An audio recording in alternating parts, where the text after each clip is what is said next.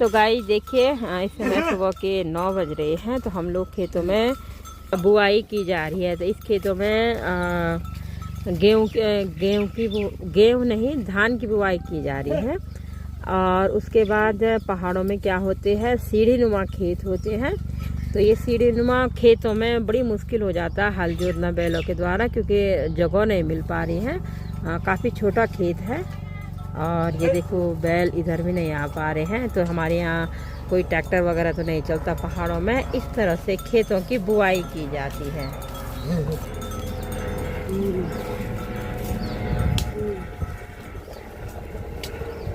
तो पूरे जो खेतों में होते हैं सीढ़ी नुमा खेत होते हैं, तो हल लगाने में बड़ी मुश्किल हो जाती है। तो ये हल लगाए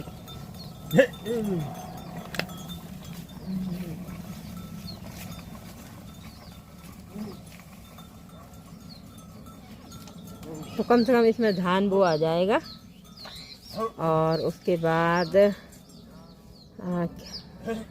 इसमें धान बो दिया गया है। अब हल लगाया जाएगा। फिर इस मिट्टी को बारीक करने के लिए एक जोल होते हैं, उसको लगाया जाएगा ताकि मिट्टी बारीक हो जाए।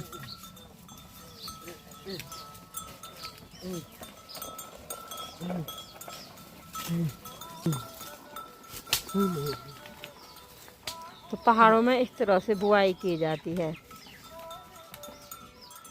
तो कितने खेत जोत दिए तूने? कितने खेतों की बुआई की तूने?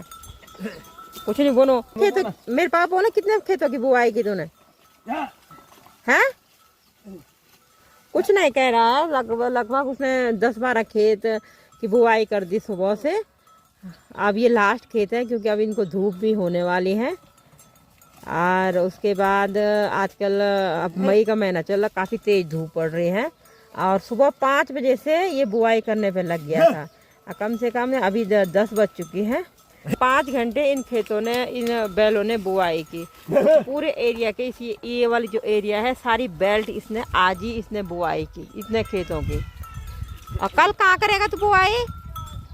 तो आजकल इसके पूरे जो गांव में है, इसने पूरा ठेका ले रखा है बुआई करने का। तो पूरे गांव में कम से कम 40-50 लोगों के जो खेत होंगे, सारे यही बुआई करेगा इन खेतों में। क्योंकि काफ़ी लोगों के पास बैल भी नहीं है, और एक के गांव में 1-2 के पास ही जो बैल है, और बैलों से ये बुआई करेगा। अब परसों ये हमारी बुआई करेगा खेतों के। तो 6-7 खेत हमारे भी हैं बोने के लिए।